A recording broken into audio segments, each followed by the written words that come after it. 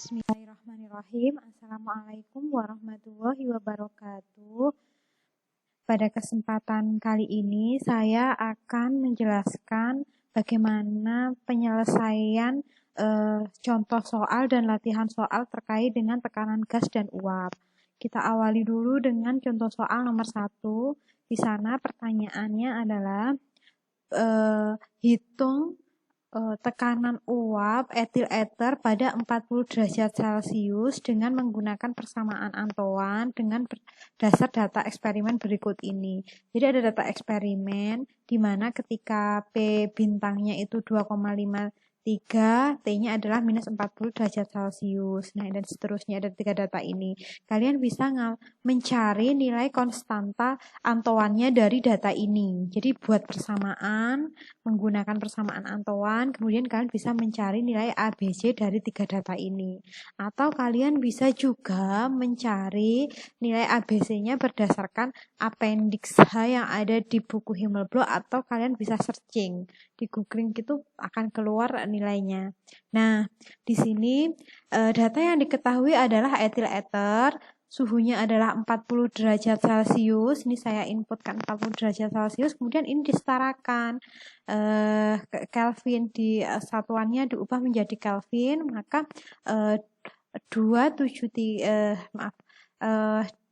40 derajat Celcius ditambah dengan 273,15 sehingga didapatkan T pada satuan Kelvin. Selanjutnya, nilai data ABC, kebetulan ini saya dapatkan dari data di appendix. Kalau tidak dapat di appendix, kalian bisa searching.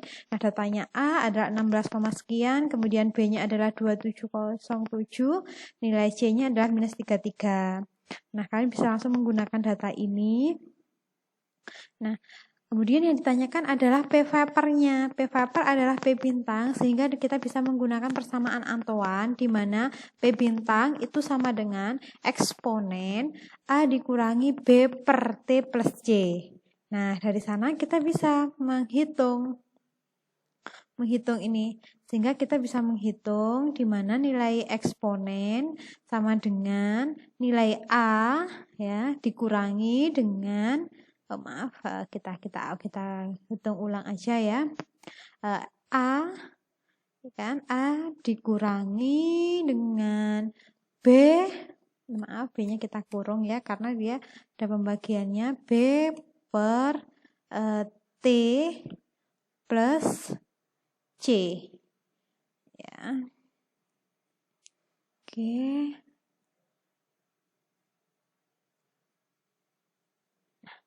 Seperti ini, sehingga didapatkan nilai P-nya adalah 939. Satuannya apa?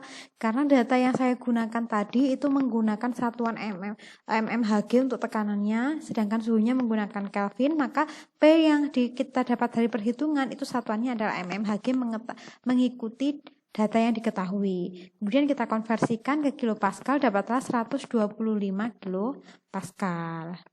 Nah, sehingga soal nomor 1 bisa terselesaikan. Kalian sudah bisa mendapatkan vapor pressure etil eter pada 40 derajat Celcius, yaitu adalah 125 kilopascal. Soal nomor 2.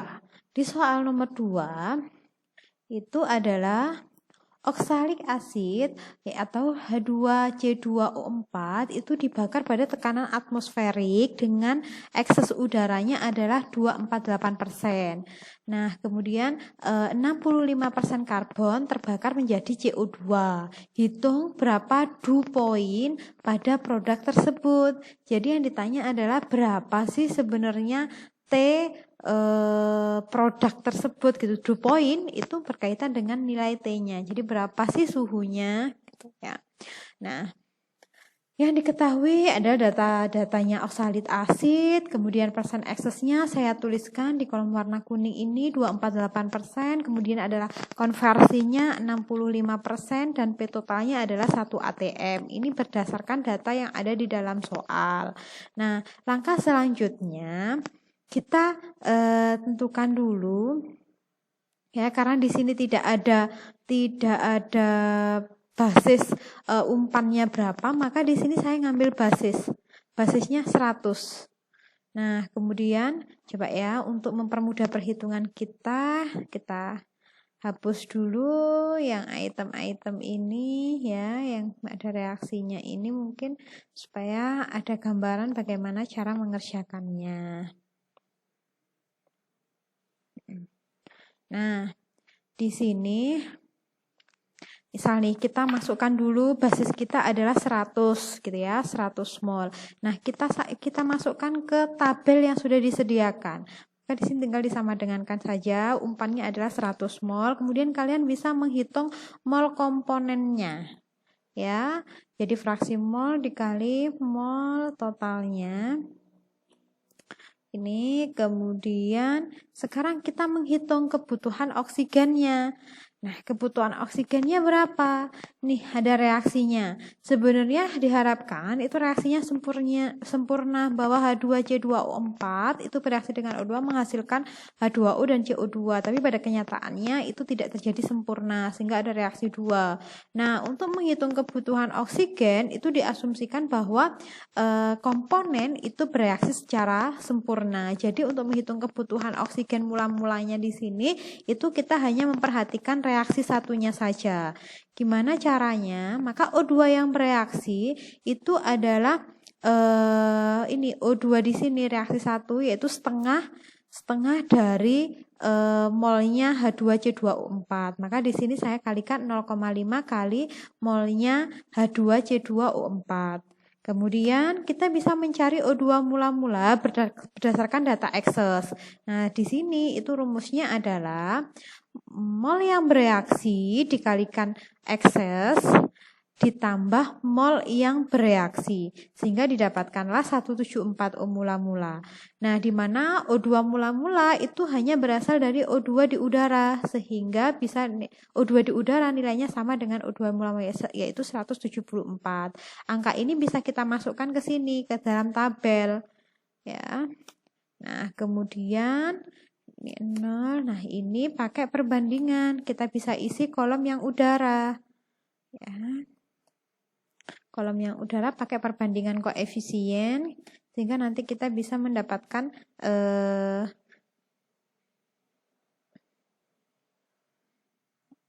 ini belum.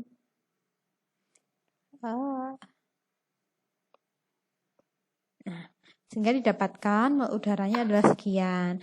Nah, selanjutnya kalau sudah didapatkan mol udara sekian, maka kita reaksikan sesuai dengan konversinya bahwa yang terkonversi menjadi CO2 itu adalah sebesar 65%. Sehingga kita cari mula-mula dikalikan 65%. Seperti itu. Nah, di sini minus menunjukkan perbandingan koefisien menunjukkan bahwa dia reaktan atau dia produk. Itu ya. Sehingga kita bisa mengisi kolom yang reaksi. Di sini bisa kita isi, kemudian kalian isi juga reaksi yang di reaksi 2, maka sisanya adalah sisanya itu dikalikan, jadi mula-mula dikalikan sisanya adalah 1 minus konversi 65%. Seperti ini. Jadi 65% itu bereaksi menjadi CO2, sedangkan 35 molnya itu bereaksi menjadi CO. Ya. Sehingga kita bisa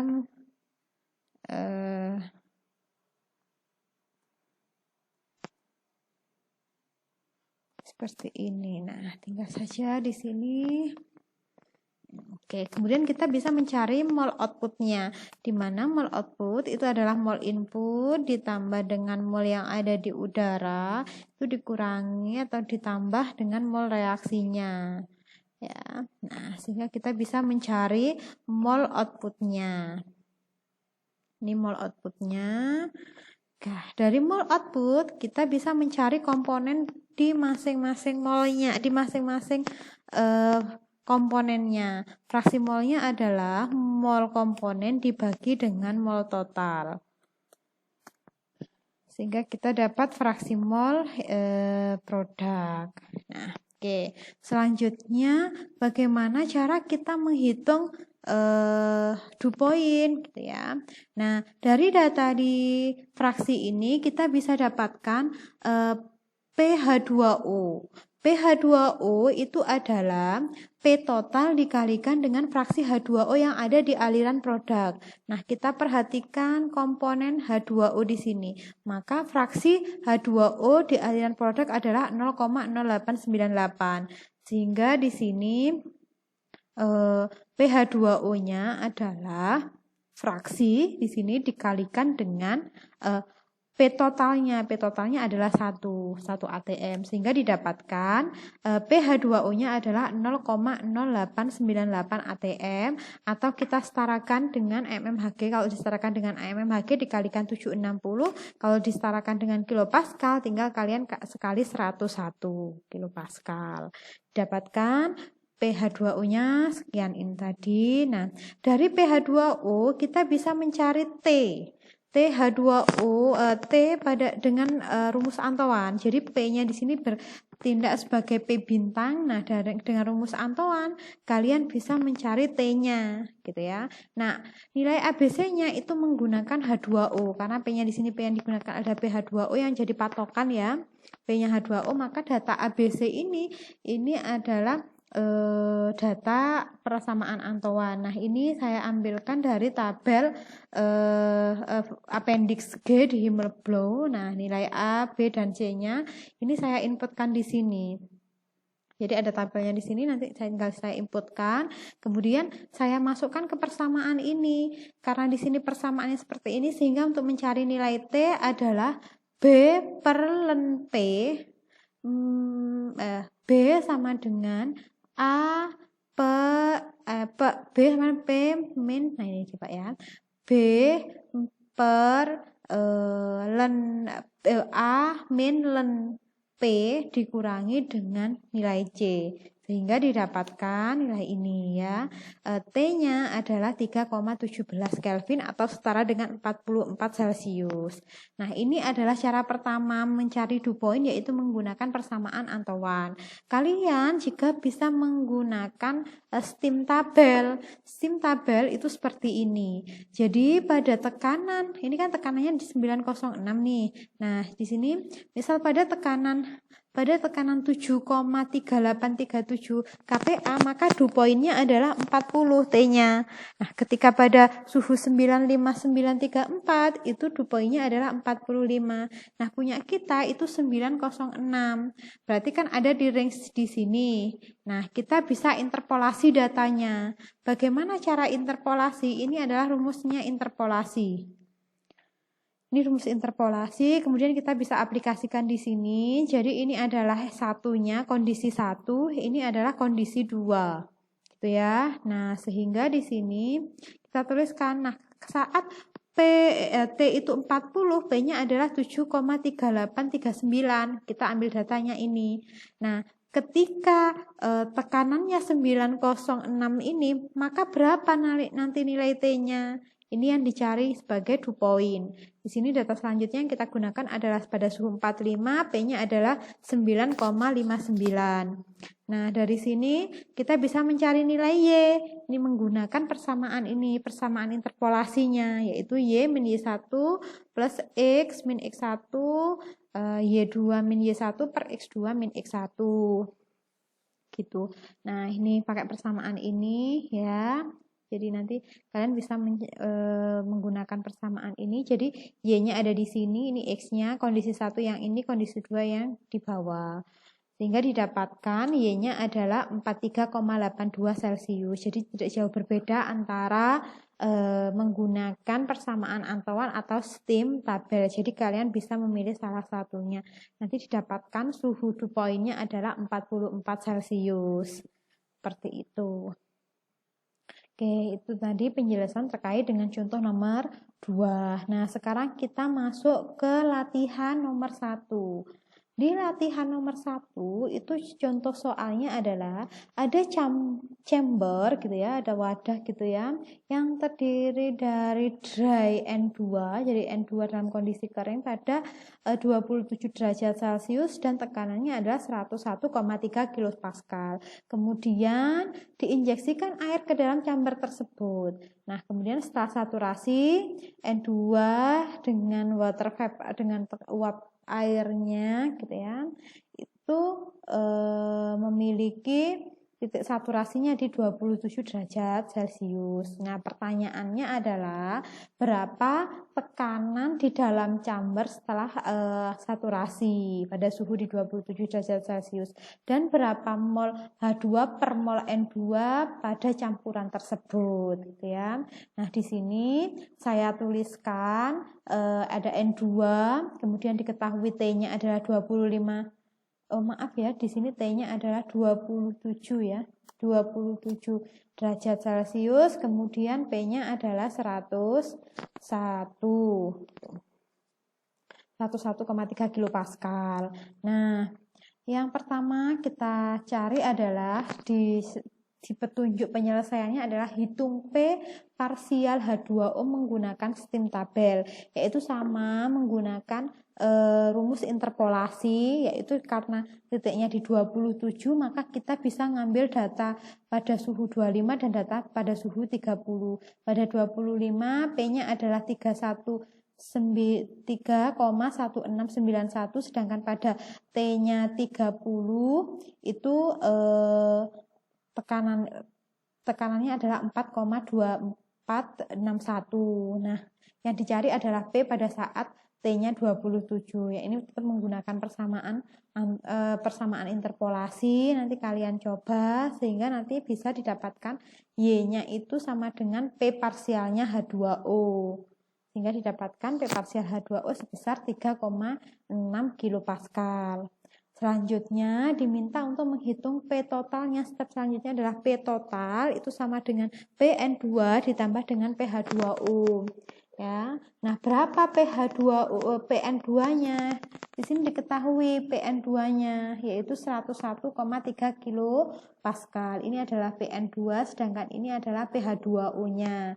Sehingga dapatkan P total itu adalah 104,9 kilopascal. Setelah itu kalian bisa menghitung fraksi H2O dan fraksinya N2 berdasarkan apa? Berdasarkan tekanan parsialnya, di mana fraksi itu sama dengan tekanan parsial per tekanan totalnya, sehingga didapatkan fraksinya H2O itu adalah PH2O ya. PH2O ini dibagi dengan P total didapatkan angkanya 0,03, sedangkan N2 fraksinya adalah di sini tekanannya 101 per 104,9 sehingga didapatkan fraksinya adalah 0,9656. Pertanyaannya adalah berapa mol H2 per mol N2? Mol H2 per mol N2 itu setara dengan fraksi H2 per fraksi N2, sehingga tinggal dibagi fraksi H2 per fraksi N2 didapatkan angka 0,0355. Pertanyaan nomor 1 terselesaikan. Oke, kita lanjut ke pertanyaan latihan nomor 2 ya. Pertanyaannya adalah berapa tekanan uap heksan pada minus 20 derajat Celcius adalah 14,1. Maka ini adalah P-nya heksan. Kemudian dry air pada temperatur tersebut saturated dan total tekanannya adalah 760 mmHg. Berapa sih persen excess pada pembakaran? Jadi ini di sebuah wadah itu ada C6H14 dan juga ada dry air, di mana dry air itu kandungannya adalah N2 dan O2 karena dia udara kering, jadi tidak ada H2O-nya. Ya, jadi adanya N2 dan O2. Nah, di sini saya tuliskan data yang diketahui yaitu T-nya minus 20 derajat Celcius dikonversikan ke Kelvin, kemudian P P-nya C6H14 adalah 14,1 dan sedangkan P total yang ada di dalam chamber adalah 760. Yang pertama kita cari adalah hitung P udara. Jadi P dry air-nya berapa? Nah, P dry air itu didapat dari P total dikurangi dengan P heksan di sini, sehingga didapatkan nilai ini, yaitu P total dikurangi dengan P heksan. Nah, setelah dapat itu, kita menghitung tekanan O2 dan tekanan N2-nya dari persamaan parsial, tekanan parsialnya. Di mana di dalam udara kering itu kan fraksinya O2 adalah 0,21, sedangkan fraksinya N2 adalah 0,79. Sehingga di sini didapatkan P-nya O2 adalah fraksi O2 dikalikan P udara. Ya, didapatkan ini, kemudian P-nya N2 juga sudah didapatkan. Langkah selanjutnya adalah menghitung fraksi masing-masing komponen. Dari mana? Dari P komponen dibagi P totalnya. Jadi kita bisa menghitung fraksinya heksan dulu. Fraksinya heksan adalah 14,1 dibagi P totalnya yaitu 760. Kemudian untuk fraksinya O2 adalah 156, P-nya O2 dibagi dengan P totalnya 760. Begitu juga dengan fraksinya N2, yaitu tekanan N2 dibagi dengan tekanan totalnya. Didapatkanlah fraksi ini. Nah, setelah didapat fraksi ini, kita bisa mereaksikan. Jadi masukkan neraca masanya, material balance-nya. Saya masukkan seperti ini, gitu ya. Nah, karena ini, jadi yang data yang diketahui ini saya masukkan ke fraksi mol inputan. Ya, jadi heksannya 0,02, O2-nya 0,21, N2-nya 0,78. Kemudian yang warna merah ini saya basis. Jadi basis mol total feed berapapun boleh, monggo di sini Bu Ima membasisnya 100. Kemudian kalian bisa mencari mol komponennya. Mol masing-masing komponen. Ya. Nah, kemudian kita reaksikan.